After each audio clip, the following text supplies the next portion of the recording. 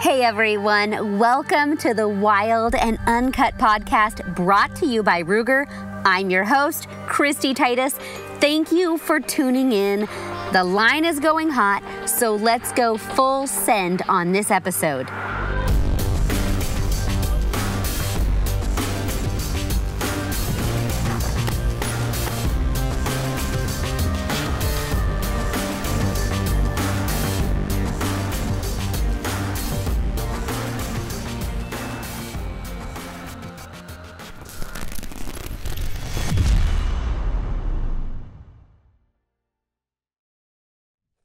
Can I get a salute?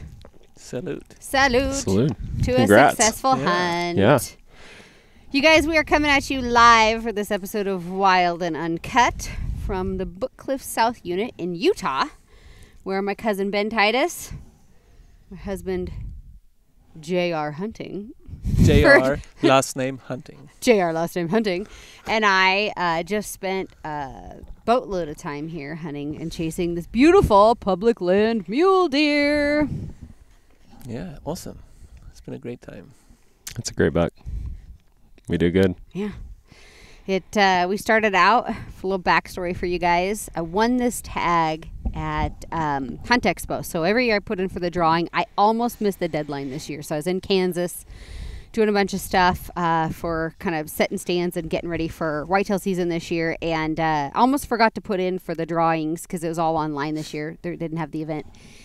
In the last hour, I was like, oh my gosh, I have an hour to do tags. And I bought the $500 package, which is like gets you one entry to everything. And I was actually flying to Europe to go see you. Mm-hmm. And I landed in San Francisco and my phone was on full-fledged meltdown. Like people were like hitting me up because I won the tag. And Ben, you actually found some really funny memes. And of you're you? like, yeah. I had no idea that I was getting memed, but there were some pretty pleased people to see that I won this tag. It's my life goal to just dig up dirt on Kristy. Yeah. There's a bug in my wine. Oh, that no. Really is. It's palatable. It'll be fine. You just eat it? No, I was trying That's what it looked It like. definitely looked like she was eating that bug. No, I tried to pick it out. I didn't get it, so I didn't want to waste the wine. Yeah, there you go. Yeah, you did. You found the meme, and you're like, oh, yeah, by the way, there's a really great meme about you out there. And I was like, what? Yeah, you're a hot commodity for a minute. It was with Trump, so I can't. At least they put me with Trump. I don't know. I can't even remember what that meme was exactly. I don't either. I don't remember sending it to her. I don't know. It was just somebody who was mad I won the tag. Yeah. But you gotta pay if you want to play, right? That's right. I just feel extremely blessed to have won the opportunity in the first place. So somebody's gotta win it. Yeah. That's right. Yeah. Spend enough money. You hope that someday you. I think there there's a conspiracy that is an inside job. Like you, that's somebody what it was. gave you this tag. Mm-hmm. You know. Yeah. Yeah. Which is little do they know that bullshit, obviously. I don't think you've ever won a high-end tag. Never. In a draw. Never. It's my first time winning one. I've had one bought. I bought one, but I've never won one. So So super thankful to be here. A lot kind of went into the getting ready for this trip. You know, Yogi and I, we bought game management unit maps. So I bought the My Topo maps. I kind of like those because you can order them by the GMU. But that one was a little confusing because it was the entire book cliffs unit. So there's kind of subcategories there. You have the whole book cliffs. You have north and south. And then you have this tiny division of the limited entry book cliff south. So that map didn't quite do a great job spelling out boundaries. But Onyx does a really good job of showing where you're allowed to hunt. And so that layer was super helpful. Yeah, we used Onyx a lot. Constantly. Yeah. Nonstop. Yeah, it's perfect. It's probably the most valuable tool we had of making this hunt a success. Yeah, plus for sure. the inside intel we got from some Yeah. friends. So Onyx definitely was like there to save the day for sure. Because this is really big country, and navigating it and having that 3D feature. And then, you know, like you saw the buck and we were glassing Ben and I were in another zone glassing, and you're like, I saw this deer. I'm not sure what he is. So Kinda far sent a away. picture, so far away, and you were able to kind of drop a pin and show us where to head, and that was really helpful. A lot of good stuff with that. And that other deer that we saw that we didn't know what he was, Yeah. being able to go find him and just check on him. Yeah. I don't know. The day before? Yeah. Yeah. I don't know that we would have been able to even find that deer, you know, using the topo and the 3D feature. Well, everything looks different when you get on the ground. So if you can Right. drop that pin where you think they are, it helps you It does. when you get down there and everything looks completely different, especially you get in the timber. Whew, Yeah. that's really rough. Yeah. But even these washes, they're so big. Yeah. And you start walking it, it's crazy how many little nooks and crannies they have in there, and people like where deer can hide. Yeah. You don't even see that from a lookout. You get in Right. there and it's all different looking terrain. I mean, it takes like a 2-foot, 3-foot depression to hide a mule deer. Right. You know. They lay behind a bush. Yeah, and you won't ever find them. I don't know, but those things disappear in thin air. Like, we were watching a buck the other day, and he's bedded 320 yards underneath me. And it's, like, wide open. And there's a couple little trees, nothing major. And he's laying there for hours. Pretty soon he just gets up, and, like, we couldn't find him again. Like, he was We flat didn't, gone. Yeah, we didn't see him get up that time, and he was just gone. Yeah. And it's open country around, so I don't know where he went, but just disappeared. It just goes to show you how easy they can camouflage themselves. We have been here. We shot this deer on day 8 12. of the season. 8 of the season, of the 9-day season. But we've been here 12 days. We went from the west side of the unit clear through to Colorado and to the top north end to the south end and everywhere in between, and finally feel like I could come back and be really quick at being successful hunting. You know, we've figured out enough stuff, but it has taken. Yeah. Yeah, when you draw the tag in 18 years. That's you know? right. I might draw it in 12 because I think I've got 6 points. Yeah. But who knows? Yeah. There was a girl up here that drew it with 4. 4. But she was a second-hand choice, right? I think somebody handed in his tag, and then Yeah. she. Yeah. Which is weird that she would get that with that low amount of points as a second-hand candidate. Yeah, I don't even think I that's don't know how it that's works in fair. I Utah. don't know. Yeah, who knows? There was quite a few people. The biggest thing I think that was for us with this unit is the weather. It went from snowing in the first part of the season when we were here to yesterday and several days on this hunt where it was in the mid 70s. It was like, And we had a big rainstorm too come in. Remember yeah, that? we had one day we couldn't even hunt. Well, we could have hunted, but I didn't hunt. I was like, That was it. It was a tavern front. It was a sleep in front is what it was. I was tired. I was like, give me a Yeah. morning. And actually we timed it perfectly because as soon as we loaded up and it was still raining and we kind of watched the weather predictions, which for the first time ever were right, and got up here as soon as the rain quit, and that was good timing. Remarkably good timing. I think you had heard that this hunt was a lot, like, largely weather dependent too, yeah? Like, It's that's a what big you were told? migration corridor, yeah. And I That's what think we're that warm weather we were getting slowed played things down. it played a role in how hard it was to dig up a good deer here.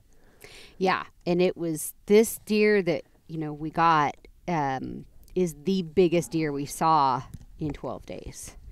And when I drew the tag, you have a lot of people that are like, oh, you have a chance at a 200-inch deer at a 190, and man, they might be out here, but they're thin. Like, we saw a ton of 140, 150, scattered mid 160 type deer.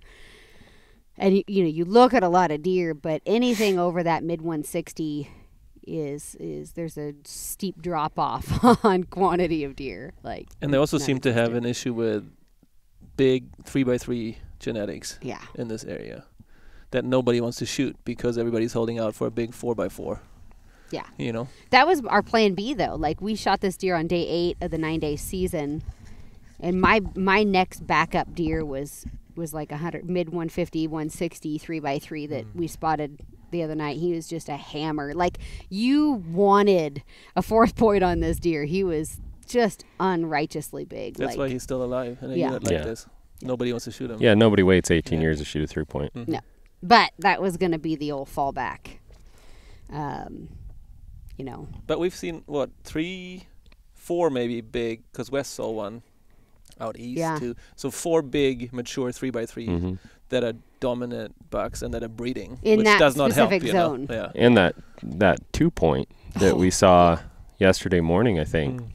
We saw him a couple times, and each time that deer body size dwarfed, like a decent 160s 4-point, just dwarfed him and was pushing him around, you know. Yeah.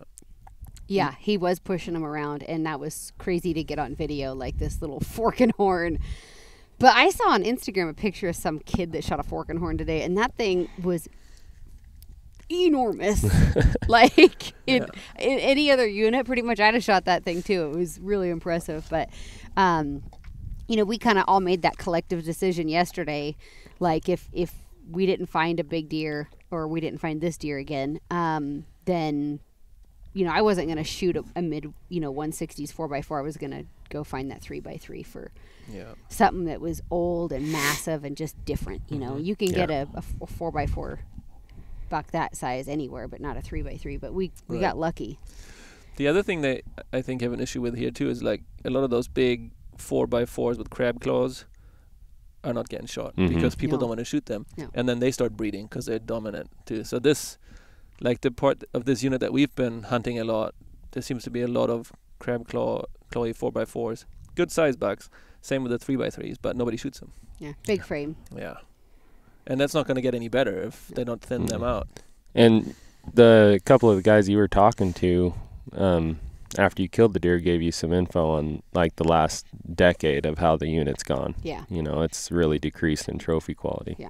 Well, when I got the tag, like I said, I had high hopes of getting that really upper echelon deer, and we passed on this deer with 4 days left in the season because, you know, we thought we could crank over and dig out that type of deer, and we just couldn't. You know, we put a lot of miles on, and, you know, we covered a lot of different types of terrain too. That's the thing here is weather dependence, migration. You have high altitude hunting. You have that mid-valley hunting with all this oak brush.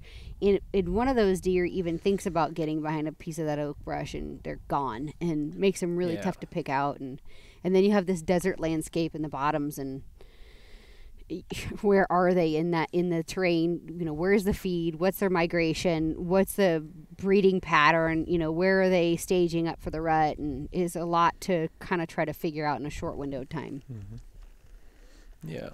The one reason that we passed on that deer was because we thought we could get we estimated him at mid 170s. Yeah. And we thought there was a really good chance of getting like over a 190, 190 deer in here, but then the other reason why we passed him in also is because we were so far away when we judged him. Yeah. Yeah. Like, I mean, if we'd been closer and we'd seen the character and the mass on him, we might not have passed him that morning. Yeah, I mean, we were a mile away. Probably, yeah. At least. Yeah. And it's like, we saw him in the morning, and it was like the sun was coming up, and you know, get that mirage and stuff. It's hard to see. Like, he looked skinny horn when we looked at him. Yeah. Yeah.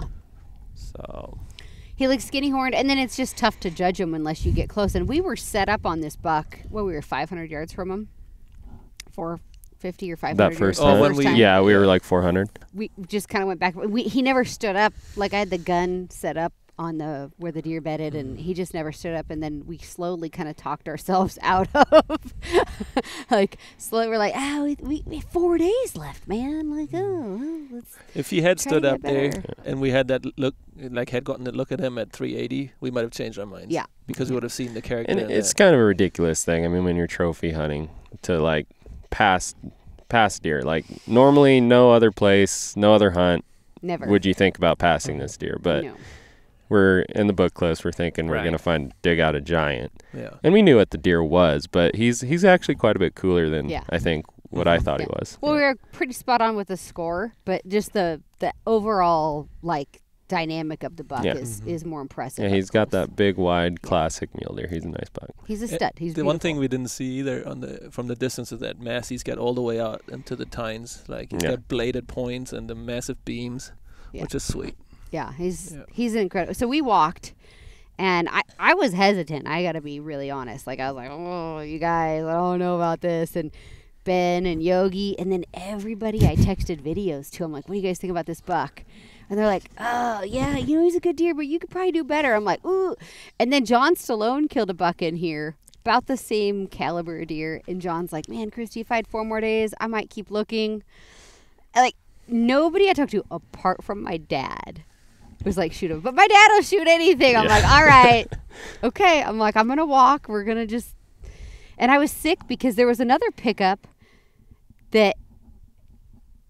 I was sick because we saw another hunter see this buck, and they must have told somebody. Everybody in the world, it seemed like. Because the next morning we came into this spot, and it was like napalm dropped, and there was 10 cars and trucks and people everywhere. And I was like, oh my gosh, someone saw that deer yesterday also. We were not the only people that saw the deer, and they must not have been able to dig him out. Like, there's no way. Yeah. No, he was hiding pretty good, I think. Yeah. We looked for him again and couldn't find him either for a couple 2 days. mornings. Yeah. Well, they had scouts on the road in 2 different spots. They had people in the canyon. And they were trying to dig this buck out, and I am just so lucky. That made me sick the next day. I was like, oh, man, they're going to find that buck. And why did I pass him yesterday? Yeah. Ooh, it's never a good feeling. It didn't take very long for me to start regretting it either. I was trying to keep my cool because I talked you out of him. But it wasn't very long for I was like, well, maybe we should have shot that. I know your girlfriend was like hating on me because she wants me to go home. Yeah, she's ready for me to come home. She's like, oh, man, maybe he'll get here for Halloween. He'll be here early. Yeah. No, never happens. Never happens. You don't have to be home for Halloween. We've got all the candy you need here.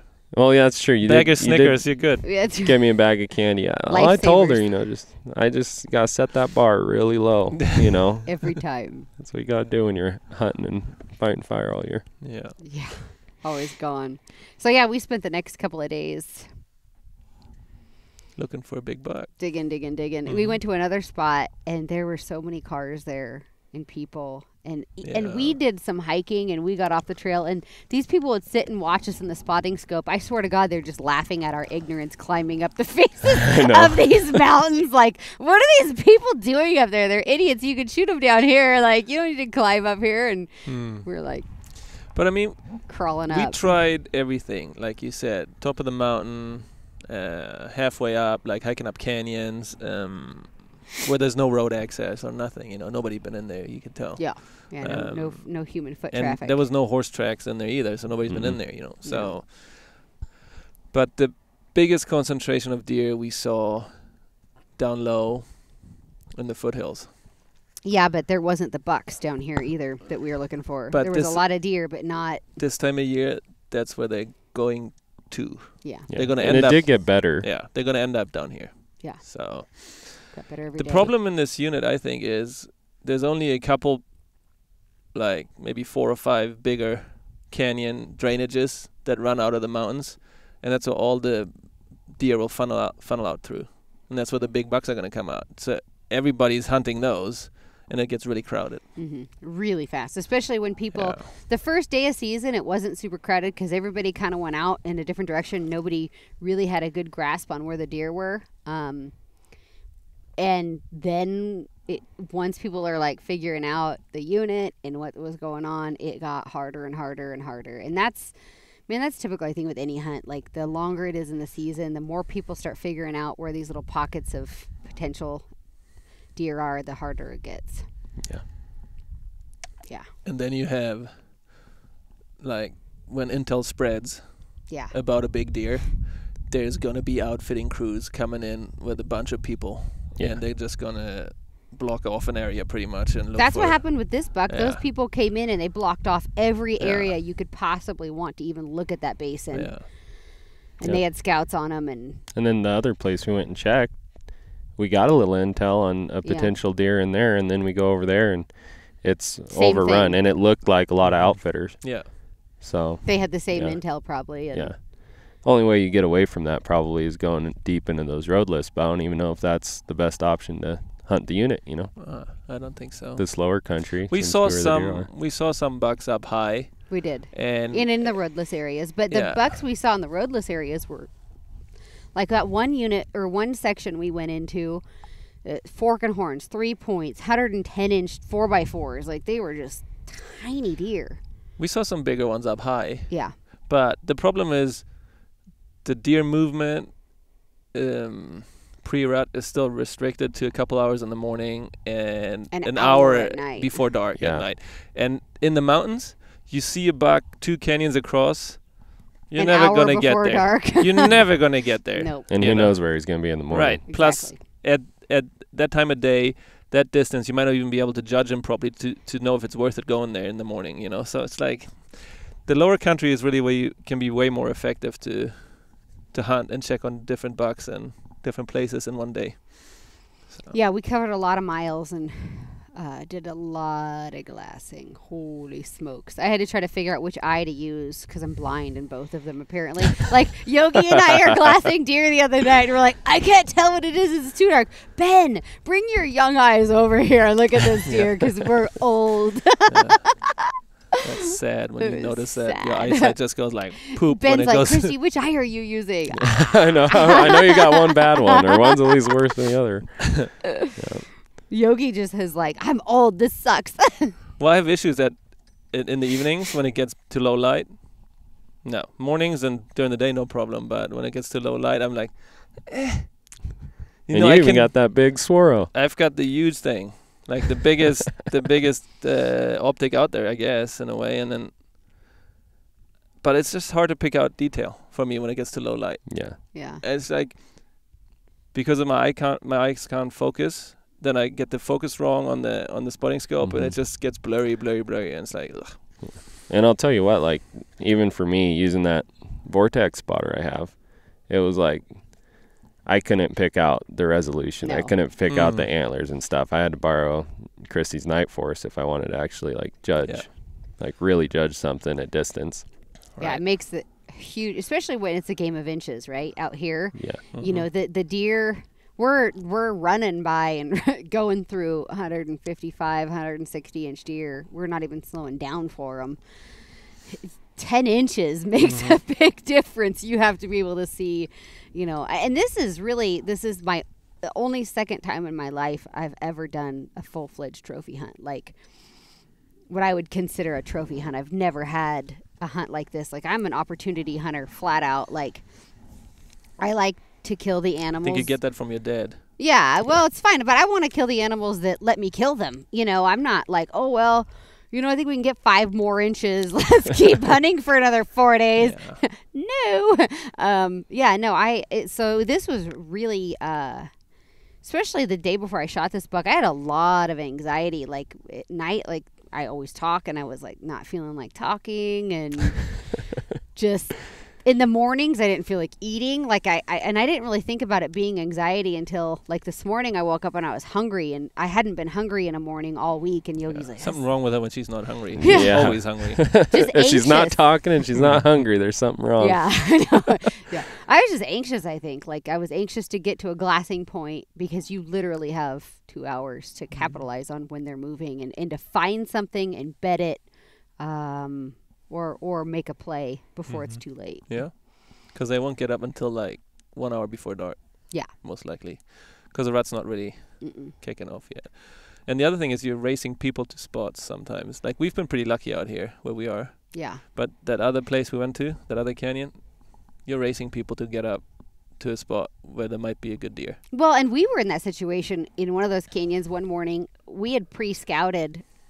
You know, we spent almost a week here before season, and we had scouted all the roads and had a good, you know, our navigation plan in action, I guess, if you will. And there was one morning some guys didn't, and they missed the road turn off, and we beat them up a canyon. And you're just like, you feel bad. You're like, you know, you're not intentionally like being a jerk, like cutting someone off, but you know the mistake they just made cost them driving through that valley as a virgin morning, like which could potentially end up being costing them an animal. Yeah, because there's big bucks that get shot off the roads here a lot, you know.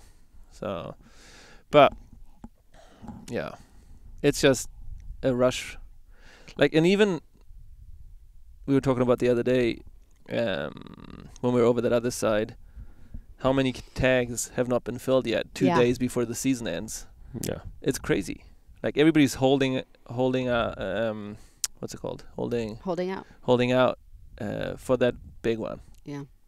And like you said, this is the biggest one we've seen for 12 days. I think it's the reputation of the book cliffs, and like it just isn't what it used to be. No, because that's everybody I talked to. I was like, yeah, I'm gonna go film Kristy, and they're like, well, that's gonna be sweet. Like you guys are gonna kill a freaking stud, like 190-inch deer.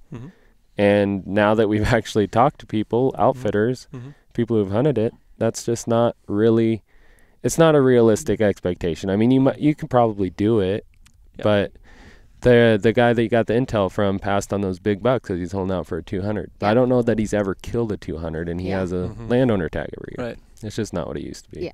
He's buying a landowner tag every year, so he hunts it every year, which is something I can't afford to do. But, you know, that intel I got is he was passing on deer like mine, you know, which we did originally too. Yeah. But then I went into like a deep depression. Oh I was like, oh. Which is why we're drinking at 10 water. a.m. Oh my gosh. No, like seriously, the footage of this buck, the first day we saw this buck, he came out of nowhere. He hadn't been in there. There was a little 3x4. Well, he wasn't that little. He was a...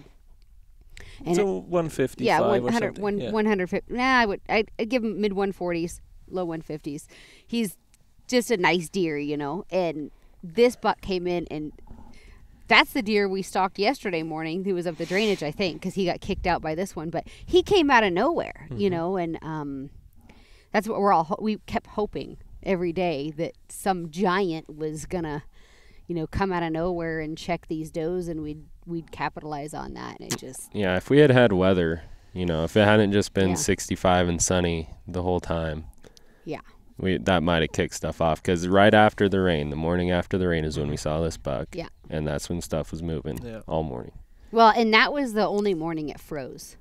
Yeah. Also, you know, and that he came out and he was dogging does, and we videoed, it's the coolest video of all the steam. Like you could see his breath in the air. Like he'd lip curl and he'd breathe, and it was just beautiful. It was the most beautiful He was rutting hard thing. already. He's probably the hardest rutting deer we've seen. Yeah. Yeah. Yeah, he was crazy. And then, the next day after I pass him, that whole outfit crew comes in and just napalm drops on this deer. And I was like, ah! That was depressing, thinking that we might not have the back pocket here. Yeah. And you can't count on, that's the other thing we heard for this unit, is you can't count on seeing a deer one day and him being there the next day.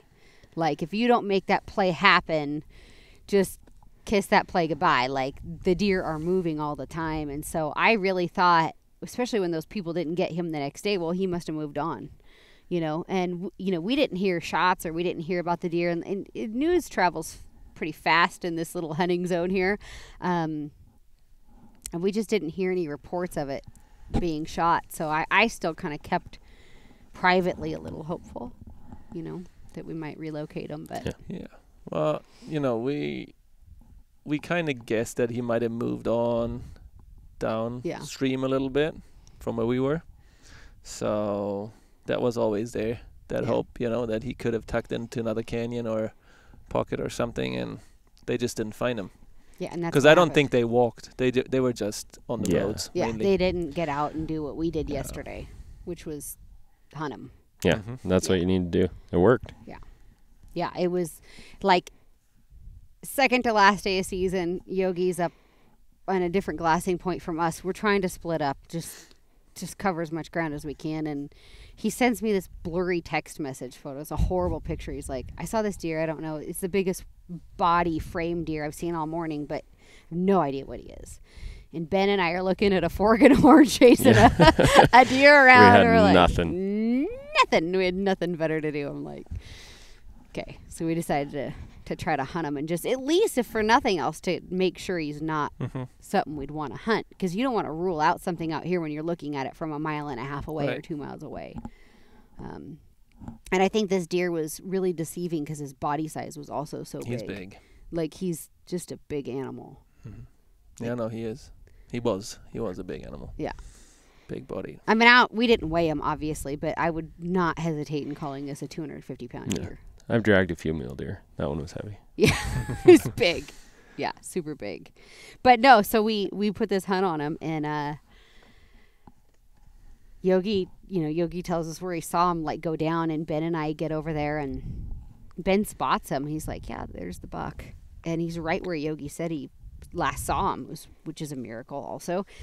Yeah, so we put the spotter on him, and Ben's like, does that deer have eye guards? Because if he has eye guards, it's that same. I think it's the same deer we passed the other morning. And when he said that, like, my heart sank. I was like, oh, he has eye guards. That was pretty sick. I was just so thankful at that point to see this deer again, because we'd kind of lost hope that from so many reasons, you know. And I was kicking myself, and I felt like an idiot, and you know, all those things. But you know, we wanted to try to make sure we got the biggest deer we could out of this unit, and I really feel like all of us, when I pressed the trigger, all of us were celebrating instead of feeling like they settled. You know. You know, that's. Plus, it was actually a good hunt. It was a great hunt. It's not just we shoot it off the road. No. You know, it was a good hunt. No, so I set up. I see the deer. 350 yards. Well, Ben and I had belly crawled across this flat, and I get my gun up and I see a doe, and Ben's like, yeah, the doe's 350, and I'm like, where's the buck? He's like, I don't know where it is. I'm like, okay. So we're like looking, can't find the buck. And Ben's like, well, there's some deer on the horizon. So I pull my gun off, throw up my spotting scope. He's like, there's a buck over there, I think. And I look through the spotter. I'm like, yep, sure enough. It's the buck. He's like, you sure it's the same buck? I'm like, it's the same buck. He's big. And I look over, and there also happened to be a bicycle race. Of all times. On public land, there is a bicycle race. With absolutely no regard for our personal hunting space. None. At that moment, this public land was our land, and we were after that deer. Yeah, that's right. And why are you here? Why are you here on your bicycle spooking my deer? They had blown the deer. This guy had, like, I don't know what the guy was doing. I think he was just nosy or something. Yeah. Like, he was just rolling up to, like, investigate what we're doing, and then maybe he saw the gun and got freaked out. I don't know. But I was on the gun when the guy rode up on the bike. Yeah. And I mean, I don't think the deer would have spooked if it was just a truck going by, you know. It's just weird for them to see people on a bike in their tight spandex. It's like, I do the same thing. Yeah. Run away from them, yeah? We're drinking wine, smuggling grapes out here. It's fine. Yeah. No, so that was the second heartbreak. That was the second heartbreak. Yeah, I was like, oh, dang. Yeah. So Ben's like, I'm like, should we go on top? Try to hunt him from the top. And Ben's like, I think we should get below him, which was brilliant, actually. That's why, like, I don't want to, you can't take credit for that, because, like, my cousin is a good hunter. My husband's a good hunter. And it's nice when you're hunting to be able to bounce strategies off of people that are good hunters and get pros and cons to every situation, because there's a pro and a con to every situation. If we would have tried to come up on top of that buck, it would have never happened. Yeah, it would have been a jump shoot. And then there would be no way really where we were to get a vantage point, like across one of those coulees looking into where he was. And it's just, especially with the wind, all the does around. You never know, because they bed down, you never see them, and then they're just right there and blow out. Yeah. So we went down below him and stayed in this wash, and this is the most embarrassing part. No, of the it's story not the for most me. embarrassing part. Maybe for you, not for me. It is for me. Yeah. No. This is the third encounter on the deer. We have 4 really great encounters with this deer that are pretty memorable. So I'm going down the wash, and I can't. Kristy can't see over the bank.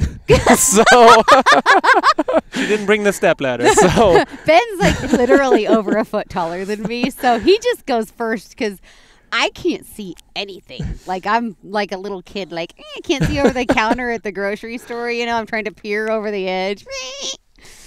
So I'm like looking at the tops of the ridges and trying to see if that buck's bedded.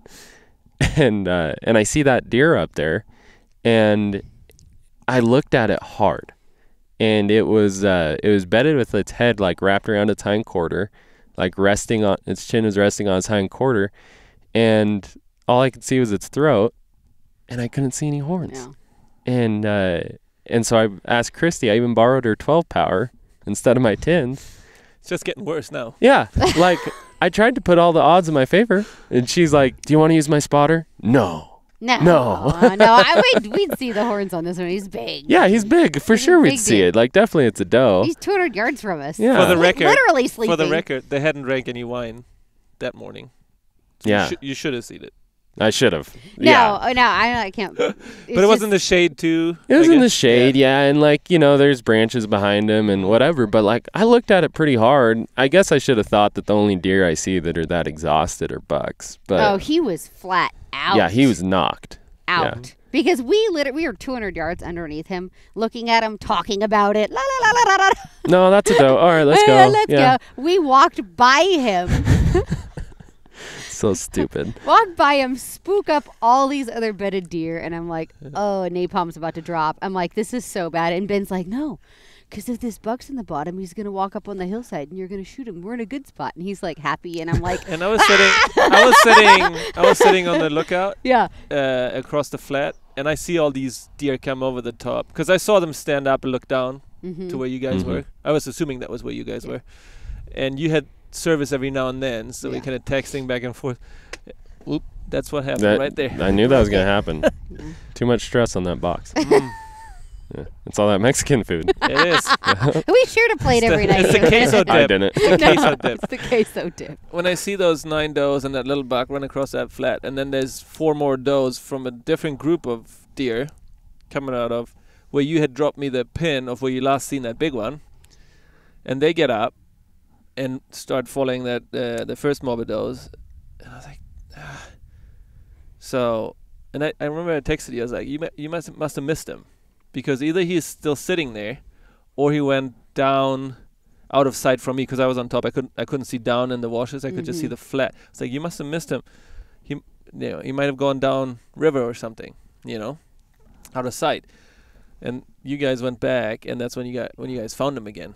Right, you went back and looked at the doe. Well, what we did is we were so close to that where the deer were bedded. It was making me super uncomfortable. And Ben's like, "Is this stressing you out?" I'm like, "Dude, we're like 200 yards from these deer. Yes, like this is really close. I don't want to be this close to them. Like, let's back up a little bit." And that's what we finally ended up doing. We just got to where we blew those deer out of there, and we knew he wasn't there, so we kind of used that moment for a clean slate to lose some distance on them, and then found a small hill and got some elevation. So we had 2 things going for us: distance and elevation, so we could look back on the mountain.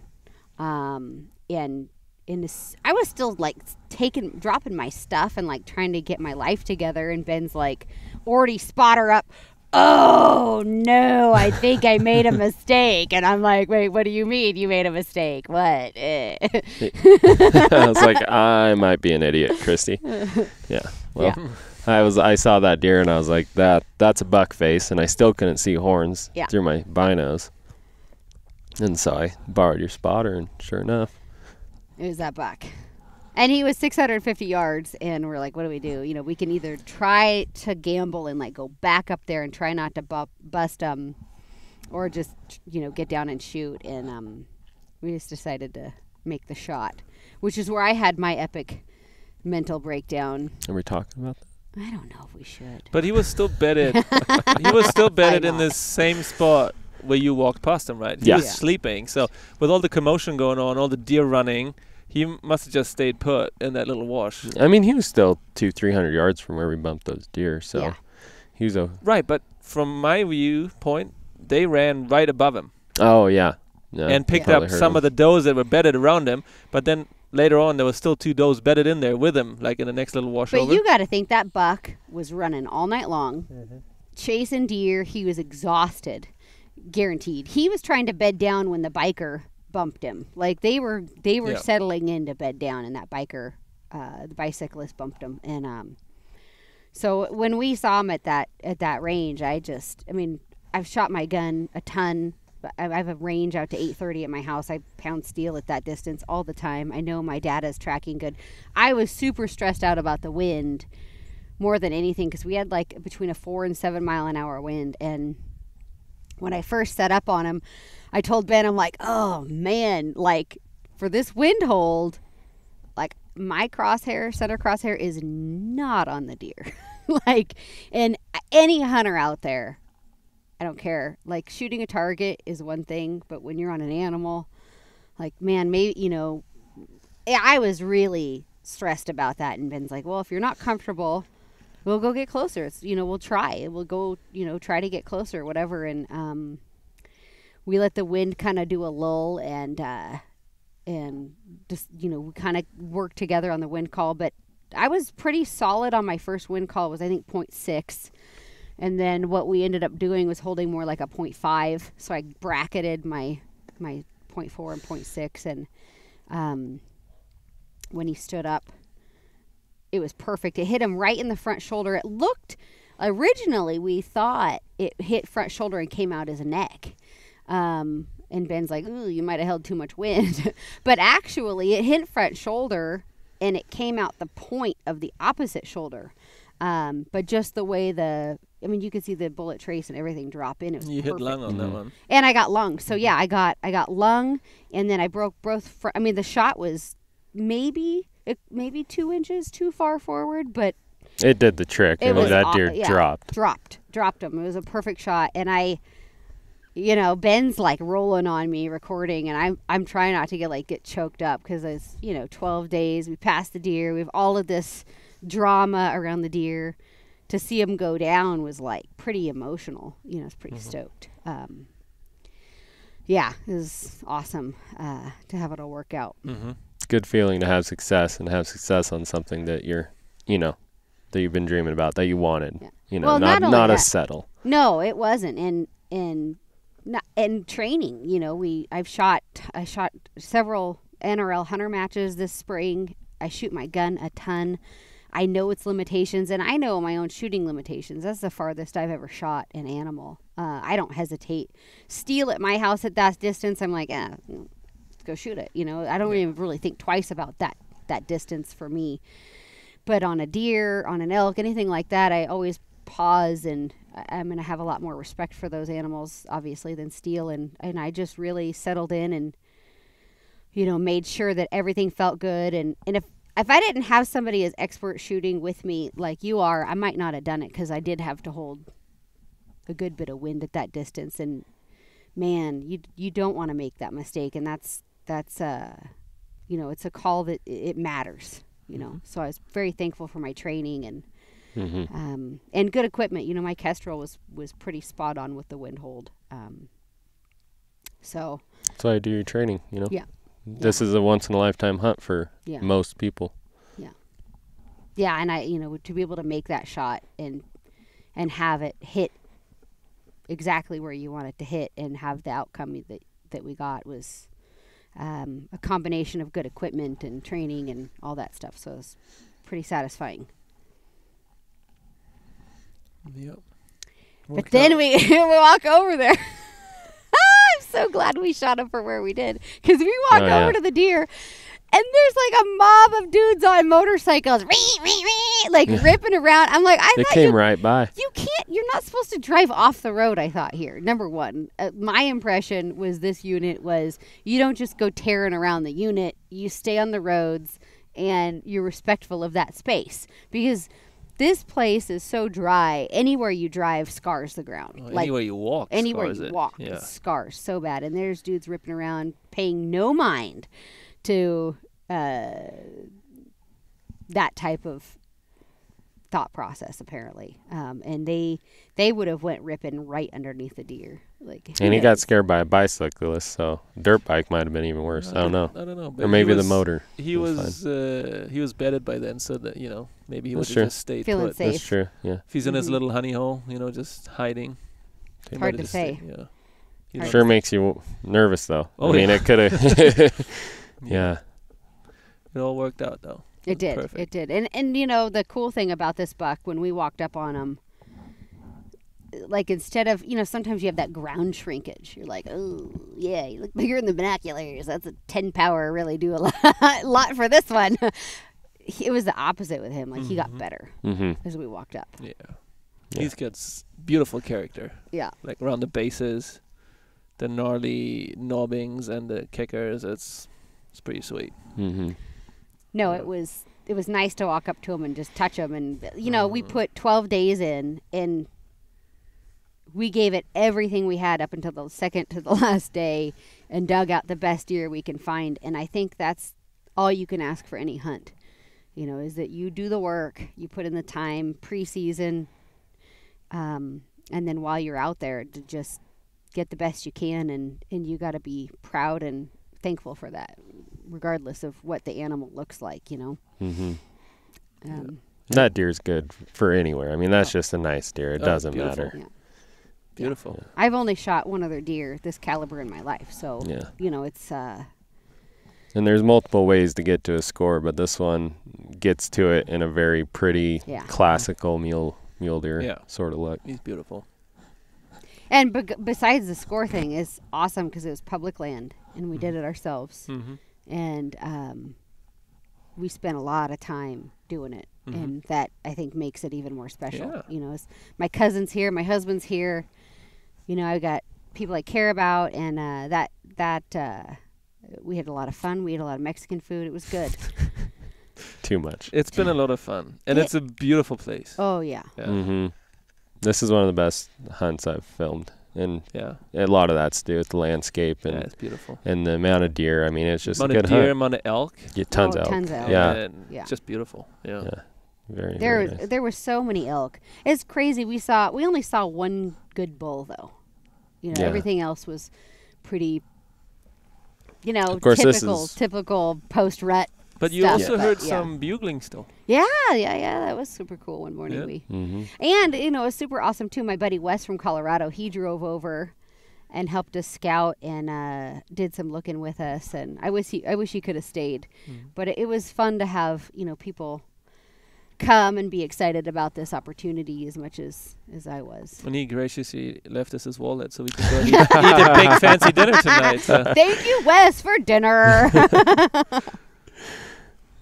No, and the sad thing is, like we were talking here, we have this place kind of figured out now, and what are the odds that we'll get to come back here?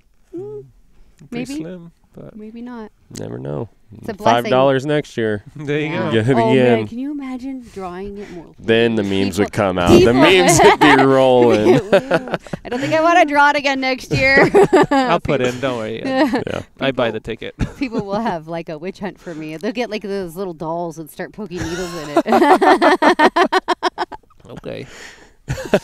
Yeah, pretty much. No, it's been a great ride, a great adventure, and we're going to pack up today and make the long trek home with tag notched. Heck yeah. Jeez. It's awesome. Can't believe it. Then we're going to go hunting again. And then we're going hunting again. Yeah, you're going elk hunting next week? Yeah. Yeah, we got an elk hunt this weekend. Cool. I don't even have a rifle for it yet, but we'll figure that out when we get there. One. Yeah. I already told you. Yeah. Her little miniature. Yep. Yeah. Whatever works, Ben. Whatever works. Sometimes bigger's not always better. Well. My little gun, it's fine. It just doesn't fit you. Yeah. That's the issue. So, but I have lots of them, so it's always out there. But this has been a great week, you guys. Yeah. Couldn't thanks have for done it having without me. you guys. Yeah, it's awesome. For sure. The highs, the lows, the spots where I was like feeling great. Clay, McNany. I don't know how to say it. I don't know how to say his last Just name. call him Sorry, Clay. Clay. He runs Book Cliffs Hunting, and he's not outfitting this year, but he does outfit this area. But he gave us some good spots to kind of look at, and let me do that actually again. Hold on. Cut that part, Joe. Clay McEnany, I think that's how you say his name, Clay. But he lives out here, has a ranch up here, and he gave us some really good spots to look. And, he told me at the beginning of this hunt, he's like, Kristy, just plan to hunt all 9 days. You're going to hunt all 9. Plan on it now and be patient. don't get in a hurry. That buck will show up. And it's guys like him. John Baird was another one. You know, I listened to John's story where he went up the same drainage every day till he finally pulled out a hammer and he said, you know, Kristy, I went up the same spot every day. I saw a different deer every time.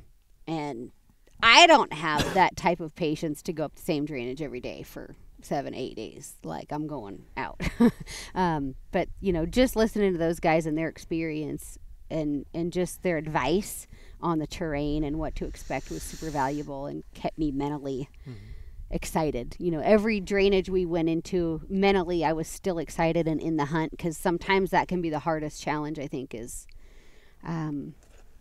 mentally staying like sharp, because you kind of get a little lazy with your glassing when you get discouraged and you kind of stop looking, and that's where I typically make a blunder. You know, I'll walk over something and be like, oh my gosh, so stupid, I got in a hurry or whatever. And thankfully we all kind of kept on point and kept each other on point. Which was awesome, because this, you know, you spend 12 days on a mountain, and you know, that's a long time. And everybody every morning was as excited to go out as they were the day before, all 12 days. And so I can't thank you guys enough for that. Ben, you weren't here quite 12, but you get what I'm saying. I was here long enough. Like, take me home. Let's stop this podcast now. I want to go. No, guys, that's a wrap. We appreciate you guys for tuning into this one. Ben and Yogi, thank you guys for being with me through all this. And we will see you on the next episode of Wild and Uncut. Until then, peace out. Cheers.